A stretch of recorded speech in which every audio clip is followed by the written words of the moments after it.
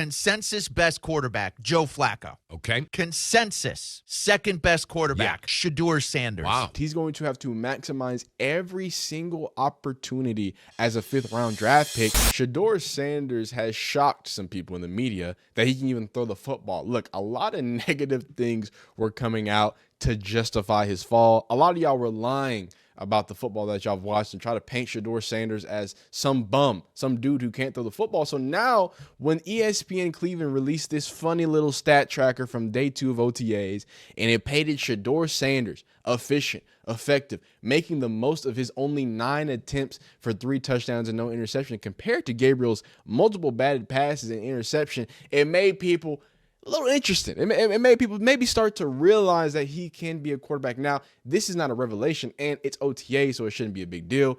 Dylan Gabriel was in 11-on-11s. He had to face first round over. I still think Dylan Gabriel is going to be okay. I know Shedeur Sanders is going to be more than fine, but the conversation and the reaction from the media to really like, wait, he can throw the football. He can actually be a quarterback. I think it's interesting. So we're going to go through some of the reactions from day 1 of Brown's OTA, open to the media, that is specifically. So you've got some quote-unquote Shedeur Sanders haters from what they're saying. Mr. Tony Grossi, right? Obviously, he's been known to say a few things. Mary Kate Cabot, who's also been known to be, maybe not always on the Shedeur side. And, of course, the guys over there at the Really Big Show, they do great job for ESPN and Radio Cleveland there. The Riz, as I call him, that's not his name, but he does great stuff. Then we're going to, when we have time, we'll listen to Ryan Clark as well as a few more insiders as well, speaking on who they believe should be QB1. But let's hear it from the quote-unquote Sanders hater on how the first day open media went for Browns OTAs.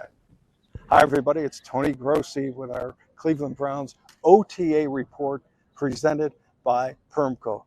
Well, the first day the media saw OTAs was like a 4-ring circus. 4 quarterbacks, a pair of them doing simultaneous drills.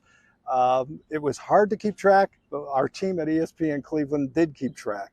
And summarize it, the first quarterback in the early periods was Kenny Pickett, followed by Joe Flacco, Dylan Gabriel, and Shedeur Sanders. When they went to the little more competitive periods, like at 11-on-11, it was Flacco taking first dibs, followed by Pickett, but then they flipped the order after that.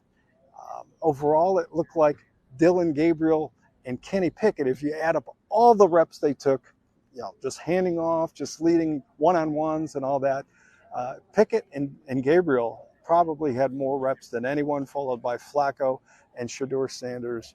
Now, I want to stop right there. We're a minute in. You got about 3 minutes in here just to talk about that, because I want to talk about the implications there. As we can see, Joe Flacco with 14, Kenny Pickett with an even 16 and 16. And what that theoretically tells me, it can be 2 things. One, Joe Flacco is a veteran, so even if they have him as the guy, they know he's a vet. He don't need as many reps, right? Just get however many reps Joe Flacco needs. He need 14, right?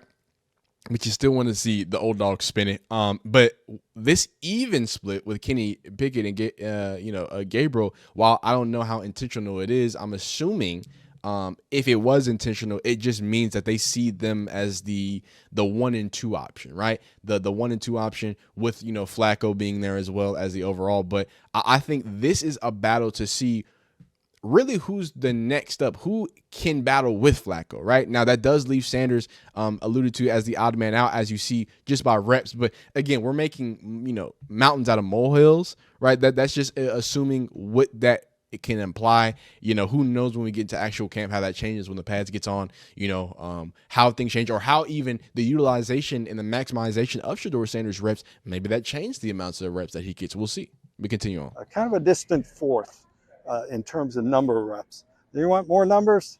Okay, we charted completions and all passes in the 7-on-7 drills and the 11-on-11. And here we go. Kenny Pickett, 9 of 16. Joe Flacco, 9 of 14 with a touchdown. Dylan Gabriel, 11 of 16, a touchdown and an interception off a tip pass at the line of scrimmage by Mason Graham. Shedeur Sanders, 7 of 9, 3 TDs.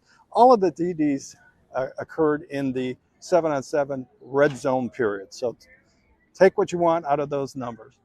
A couple other things, no shows. Notable no-shows: Myles Garrett, Deontay Johnson, Greg Newsome, Joe Bitonio, and Jack Conklin. Uh, Kevin Stefanski is not irritated in the least by anyone showing up or being absent from voluntary workouts. Pointed out it's voluntary and all that. But Joe Flacco made an interesting comment in his media session, and he wasn't saying this with anyone in mind. He just said he loves the phase 3 of the offseason program, getting on the field, and it's an opportunity for the team to get closer together. And I thought that stood out. The guys who aren't here choose not to be here, but maybe they'll show up before OTAs are out. So that's it from our first open media session of OTAs. We'll be back next week with our second one. Nice. Okay, so keep that on your calendar. Next Wednesday will be the next open session. Now, that doesn't mean OTAs are done. Again, I believe they're going to be to the 29th, and then the 30th they're going to come back. But that will be like, we'll probably get clips from the Browns themselves. They'll probably tweet some things out, and then next Wednesday it's another round of OTAs, open session. So y'all strike that, because we'll have a lot more availability here. Now, the known liar, again, maybe not liar, maybe just misrepresenter. We did a separate video on her, but she's still very close to the Browns. So let's see what she has to say about Shedeur Sanders. It was pretty much as we expected it would be. They did 2 11-on-11 periods. And in the first one, Joe Flacco went first and Kenny Pickett went second.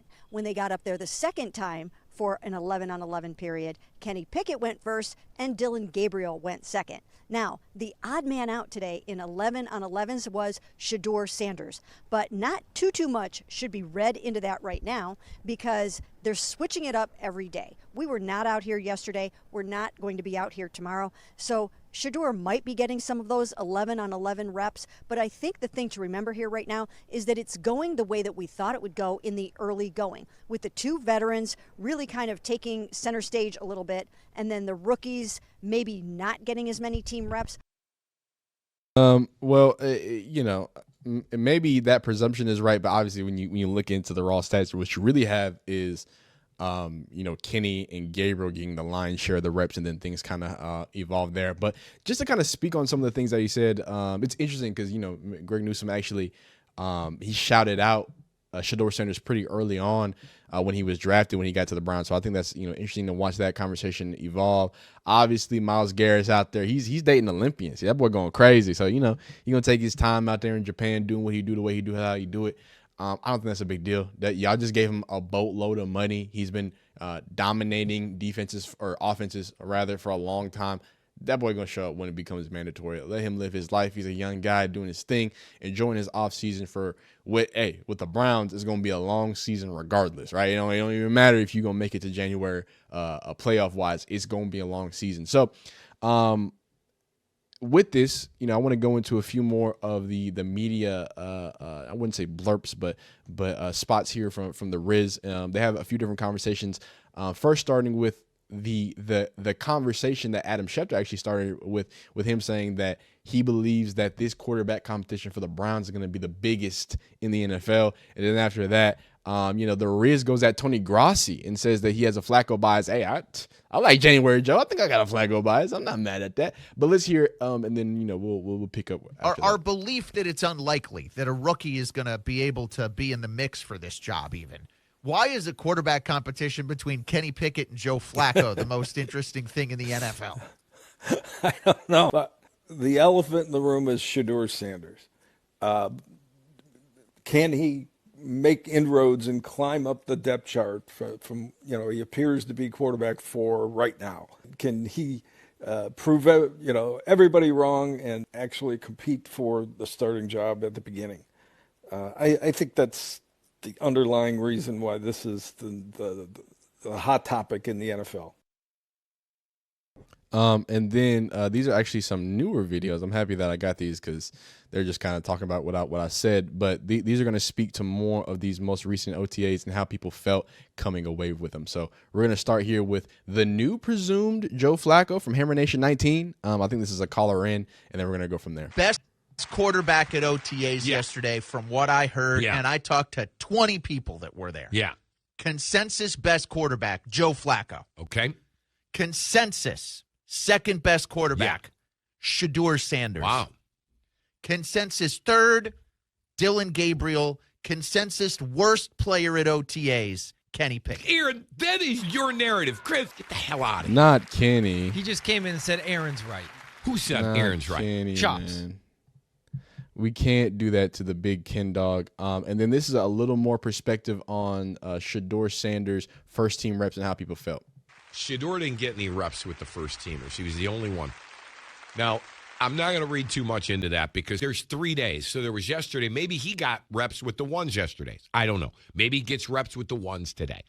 But, like, how many days like yesterday does he have to have for them to say, hey, let's get a look at this kid? I don't know that there's anything that he can do to get a look. Chris? Oh, I'm not so sure. Hold on. For the opener? Fair, Aaron, for the opener. But I think if he continues to ball out every day and shine, like at some point this coaching staff is going to say, okay, let's give him a look. Boy, I thought he looked good, man. I like that 12, too, man. Hey, now. I like that. Hey, shout out to the Riz, man. Tony Riz, that boy, I wouldn't say he's pro Shedeur, but I think he's been very fair, man. And he is, like I assumed all Browns fans would be. If positive things come out from Shedeur, he's happy. If positive things come out for Dylan Gabriel, he's happy. He doesn't seem to have a bias either way, maybe towards Shedeur. Maybe he's he a wristwatch coalition. You know what I'm saying? Nothing wrong with that. But I love to hear that. And I want to speak again on that, again, with the fairness that they're kind of alluding to. And just the idea that, look, hey, Shedeur Sanders is at such a different level of failure than all of them. Like the ice that he's on is super thin. I think it's a better way to say it, right? He, like they alluded to just get a shot at even thinking about starting, he's going to have to be efficient and perfect like he was. Well, I mean, almost perfect. I only had two. I know he had 2 drops or whatnot, but he's going to have to be overly efficient, right? Overly perfect. He's going to have to maximize every single opportunity as a 5th-round draft pick. And now how he will continue to respond to that, we'll see. But right now, in the early OTAs and rookie minicamp, people said, hey, you look good. And now against the vets and throwing with vets, it's like, he still looks good. So he's continually passing the test. But there's like an expression about Superman. I don't know who said this, so y'all don't quote me. But like Superman has to be perfect 100% of the time, right? Superman always has to stop the villain. The villain only has to be successful one time for Superman to look dumb. You know what I'm saying? Or for the people to be catastrophic. So like I'm not calling Shedeur Superman. I'm not calling him Cam Newton. Okay. What I'm saying is the stakes of what it means for you to mess up are a little different. Now, some people are a little upset about the Shedeur fans getting overly excited, but just know that as soon as he messes up, the hate's going to come swinging right back. That pendulum going to swing back. So it's an interesting conversation to have. But just to close out here, there's a few more perspectives, both from NBC and then from Ryan Clark on how they see things shaking out in Cleveland. I believe he will start at some point next season. I believe Kenny Pickett will be the front runner. We have to remember he was the 20th overall pick of the Pittsburgh Steelers a few years ago. But everything you're hearing out of Cleveland is how impressive Shedeur Sanders is. This is a guy we talked about as a possible first rounder, and I think he's showing that talent there. And the Cleveland Browns are desperate for a franchise guy. And then here is Kevin Stefanski speaking about some of the reps and how things will be distributed coming into camp. Well, the reality is, though, somebody's not going to get enough reps, and that guy's going to be in danger. And I don't think they're taking those 4 to camp. I think one of those guys will be gone, traded or cut, and replaced with a true camp arm who's there to help get through the individual drills. Joe Flacco's the guy that's going to get no reps. He's the guy that I look at to go, I think he'll be the one that they'll look at and go, man, Joe knows these plays. Joe's had reps before. If we have 16 plays in a 7-on-7 period, we'll give him maybe the last 2. Or he'll have days where he won't get any. I feel like Flacco's going to be on the bottom or the short straw of reps here, Mike. And from what we've seen from the OTAs, again, we only see one media day, so we have to assume that honestly Flacco is going to get either second to most or at least be in that jumble. They're treating Shedeur seemingly like the odd man out when it comes to reps right now. From what we've seen, we'll see how that evolves kind of moving forward. But I just think it's great to see a lot of people's perspectives not even shift, but just even warm up more. Because again, I don't think a lot of these people were necessarily haters. I think some of the critiques that were brought upon Shedeur were so great during that time because the microscope was so focused on him, right? 3 days of sitting there, on the draft process, people watching the draft that have never watched the draft for that long, right? It adds to even more scrutiny and more people trying to reason, why did you do it? Why did he fall? I thought he was this. I thought he was that. And I think with that, added scrutiny becomes added fans. But then again, like I said, that ice could never ever be thinner. But yeah, it's an interesting perspective. Y'all let me know down below. Do you think Shedeur Sanders will be able to start this season? Do you think he's going to start at another team? Comment down below. Like the video if you like it. Dislike it if you don't like it. Subscribe if you enjoy football content of all shapes, sizes, and forms. Hit the bell icon to stay informed so you can hit every single time I drop a video. And then rather than that, the most important thing, continue to be great because y'all are great. So keep doing great things, man. Peace.